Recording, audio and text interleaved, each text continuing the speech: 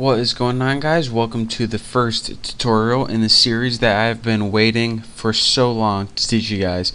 This is going to be my favorite series of all time by far, because in this series we're going to be learning how to create games in Java. Now, this is the reason I've been teaching you guys Java, and these tutorials are going to start out pretty intermediate and kind of advanced. So if you don't know Java, I recommend, actually you need to go check out my Java tutorials. It's like an 80 part series, and once you're good with that, you're ready to move on to this next step: how to create games in Java. Now, what we're going to be creating is full screen games, such as games kind of like Super Mario Brothers, and then later we're going to be getting into 3D games, and this is like first person shooters. Well, they aren't going to look as cool as Modern Warfares and stuff, but you'll get the point of that, how to use 3D graphics to interact with a Java 3D class and create 3D games in Java. And this is going to be awesome. I'm going to give you guys a bunch of tutorials, probably over 100 tutorials on this, and by the end you're going to be an awesome Java game developer. So the first thing that we need to learn is, aside from all the basics that you guys already should know, is something called threads. Now, what a thread is on your computer is it allows you to do two tasks at once. So instead of having all your tasks in a row, and this would be like a single line at the DMV, it can go kind of slow, and to make it easier, Java made something called threads. What a thread would be is to take that line at the DMV and split it up into 3 separate lines so that you can get 3 things running at the same time. And I said 3, but it's actually as many as your computer can handle. So that way your whole computer program goes faster and it can do multiple tasks at the same time.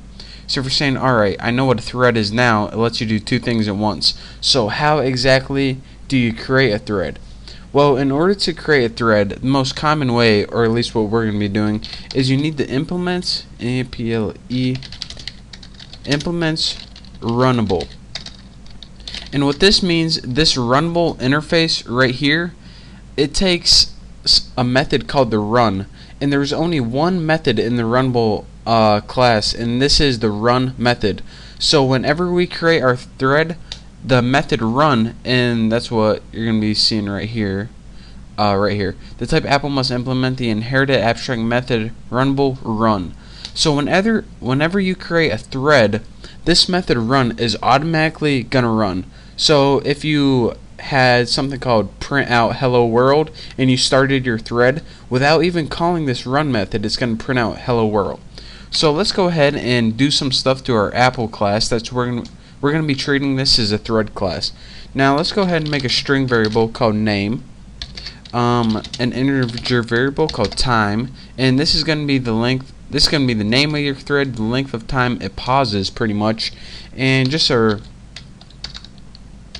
random r, and set this equal to new random. And if you can't see before, I already imported the random class right here, so we can use random numbers, and this is going to be just for demonstration of the threads.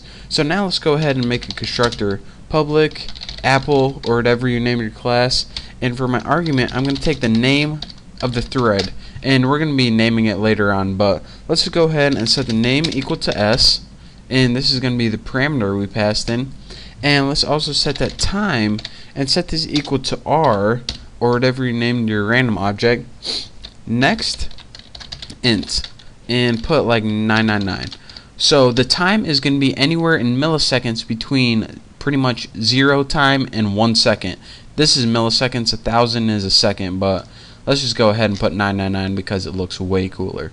So now that we got our constructor, let's go ahead and implement that run method. So let's go public void run. This isn't going to take any parameters, and again, like I said, whenever we start our thread, this is a code that's automatically going to run, so we don't need to call this method explicitly. So let's go ahead and try, and let's just go ahead and catch everything, get this out of the way. Catch, if I can type right, exception E, and we won't handle it because we're lazy. So what do we want to try to do as soon as we start our thread? Go ahead and system out. Actually, we don't need to edit that. indenting is for suckers. So printf, actually you probably should, I just don't have enough room. Printf, put the name of the thread, which is %s, is sleeping for %d, which would be the time. And let's go ahead and move to a new line. Might want to do it right there, that'd probably be helpful. Let's put name, time, make sure we don't get any errors. So the first thing it's going to do is print out a little statement. The name of the thread is sleeping for and give you the time. Well, that statement's all nice and pretty, but we actually need to make good on our promise. So let's go ahead and put thread, which is a thread, the current thread, and put sleep. And for our time, the sleep parameter is how long do you want it to sleep for. So if you put this 1000, it will sleep for 1 second. If you put 5000, it will sleep for 5 seconds. But since we want each of these threads to sleep randomly, we're going to go ahead and put time here. And this is going to give us a random number, whooping cough, from 0 to 1 second. So each of these threads, whenever we create it, it's going to sleep randomly from 0 to a second. And this is just to demonstrate a point in my next tutorial. And now, after it's done sleeping, let's just put system out printf. And for printf, let's just go ahead and what do we want to write? Let's just put the name of thread. S is done. And for our arguments, let's just put name. So now what we have is pretty much a run method, and actually I'm gonna be explaining all this and finishing it up in the next tutorial. So I know this doesn't look like much, but I need to teach you guys about threads because they are used a ton in games for stuff like if you have a lot of different things going on at once. Pretty much whenever you build a huge program, you want to use threads so it can run more effectively. And in the next tutorial, I'm going to be clearing all this up for you, and we are finally getting started on game development.